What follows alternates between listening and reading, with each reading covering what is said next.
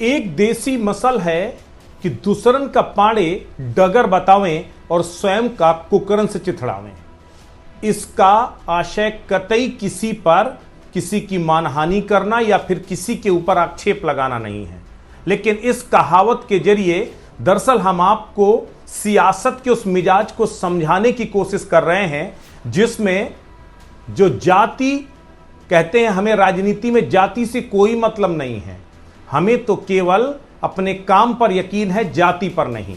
लेकिन जो राजनीति है उसमें जाति है कि जाति ही नहीं। अखिलेश यादव के साथ कुछ ऐसा ही हो रहा है।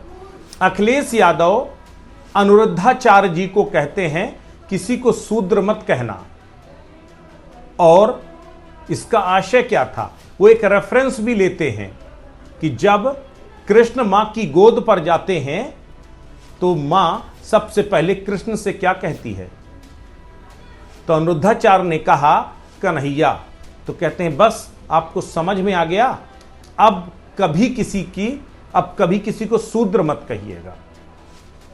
इसका सीधे तौर पर मतलब क्या है, वो अनुरुद्धाचार्य को यह कहना चाह रहे थे कि किसी को किसी की जाति से मत समझिए बल्कि उसके नाम से समझिए। लेकिन खुद अखिलेश यादव कर क्या रहे हैं, 1.5 साल पुराने एक वीडियो को समाजवादी मीडिया सेल और पूरी पार्टी ये बताने की कोशिश कर रही है कि कैसे भगवत कथावाचक अनुरुद्धाचार्य को अखिलेश यादव ने शूद्र पर ज्ञान दे दिया। ये वही समाजवादी पार्टी है जो अभी 1.5-2 साल पहले स्वामी प्रसाद मौर्य के जरिए इस कास्टिज्म डिस्क्रिमिनेशन पॉलिटिक्स को हवा दे रही थी। ये वही समाजवादी पार्टी है जब स्वामी प्रसाद मौर्य समाजवादी पार्टी के प्रमुख चेहरे हुआ करते थे, उस वक्त रामचरितमानस की प्रतियां यह कहकर जलाई गई थी कि दरअसल इसमें शूद्रों के प्रति एक अलग तरह का विभेद है, एक चौपाई को लेकर के कि ढोल गवार शूद्र पशुनारी और सकल तारणा के अधिकारी। इसको हवाला देते हुए सीधे तौर पर अखिलेश यादव शूद्र राजनीति को या दलित पॉलिटिक्स को शेल्टर करते हुए नजर आ रहे थे। वो कोशिश कर रहे हैं लगातार कि किस तरीके से इस खास तबके में अनुसूचित जाति का जो वोट बैंक है, जो कभी पर्टिकुलर किसी न किसी राजनीति दल का एक तरह से खेवन हार रहा है। बसपा सुप्रीमो मायावती ने लंबे समय तक दलित वोट बैंक के दम पर राजनीति किया, 4 बार उत्तर प्रदेश की मुख्यमंत्री रही, लेकिन आज वही दलित वोट बैंक दूसरे राजनीतिक दलों की उनको जो है ऊंचाई पर वो सत्ता तक पहुंचाने का काम कर रहा है।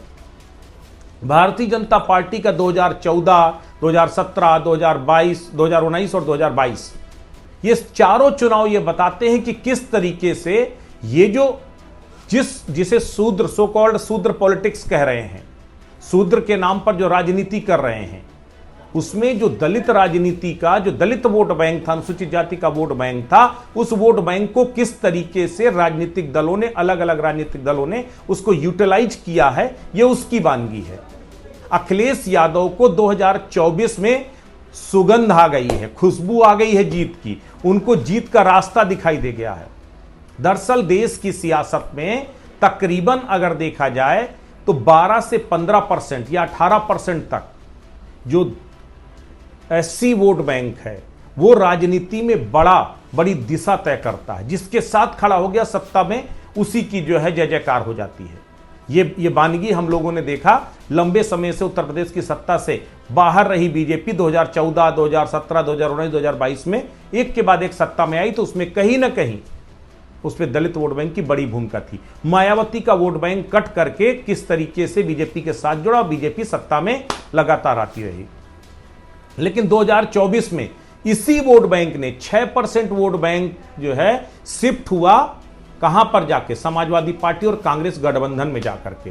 बस वहीं से फार्मूला समझ में आ गया। और इसकी शुरुआत उससे पहले ही, उस चुनाव से पहले ही स्वामी प्रसाद मौर्य के जरिए अखिलेश यादव ने कर दी थी। अखिलेश यादव ने जिस तरीके से कास्टिज्म डिस्क्रिमिनेशन करने की कोशिश की थी, उसका माइलेज 2024 के चुनाव में अखिलेश यादव और कांग्रेस गठबंधन को मिला। और अब यही वजह कि 27 के चुनाव से पहले एक बार फिर अखिलेश यादव उसी पॉलिटिक्स को हवा देना चाह रहे हैं। अभी चाहे वो यादव कथावाचक और जो है ब्राह्मणों के बीच हुआ विवाद हो, या फिर ब्राह्मणों को लेकर के की गई टिप्पणी हो, यादवों को लेकर के जो है प्रोटेक्ट करना हो अखिलेश यादव की, ये पूरी राजनीति का केंद्र, ये सब कुछ बताता है कि दरअसल जो भी कुछ हो रहा है वो केवल और केवल उस जाति की राजनीति को केंद्र में रखकर हो रहा है।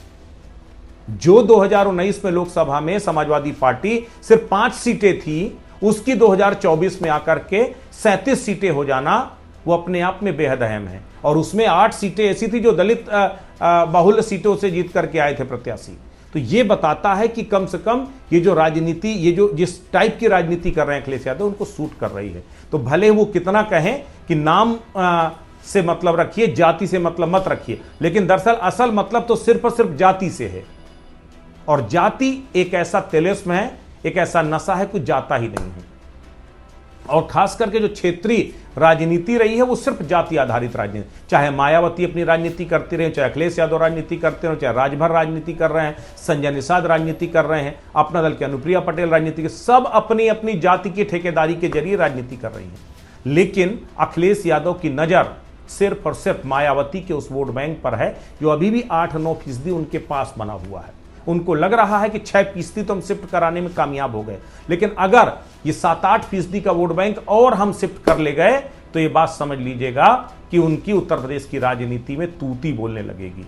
और यही वजह है कि रह रह करके अखिलेश यादव को शूद्र याद आ रहे हैं, रह रहकर वो ब्राह्मण विरोध का जो इस पूरी फहरिस्त को समझिए, यूं ही नहीं यादव बनाम ब्राह्मण की जंग में वो यादव के साथ खड़े होकर उनको पारितोषिक देते हुए नजर आए थे। यूं ही नजर नहीं आए थे, क्योंकि उन्हें मालूम है कि ये जो 7-8% जो है, 10% जो ब्राह्मणों का वोट बैंक है वो उनके पास था ही नहीं, उनके पास है ही नहीं।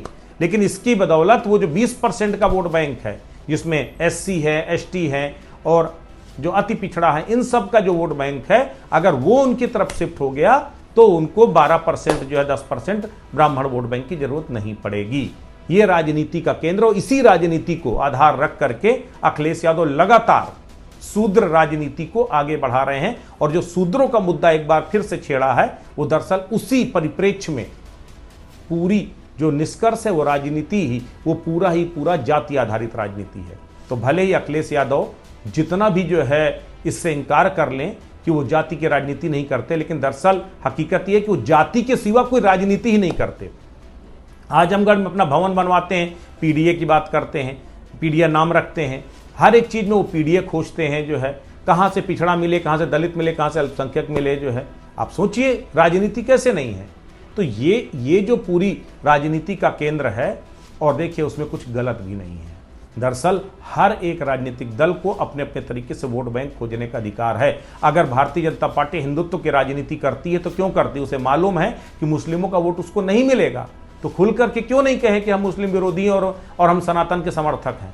यही अखिलेश यादव कर, अखिलेश यादव को मालूम है ब्राह्मणों का वोट नहीं मिलना है, तो क्यों नहीं ब्राह्मण से सताए हुए उस तबके को फोकस करो, उसको जो है जिसको लगातार जो है सोशली और कास्टिज्म डिस्क्रिमिनेशन किया गया है।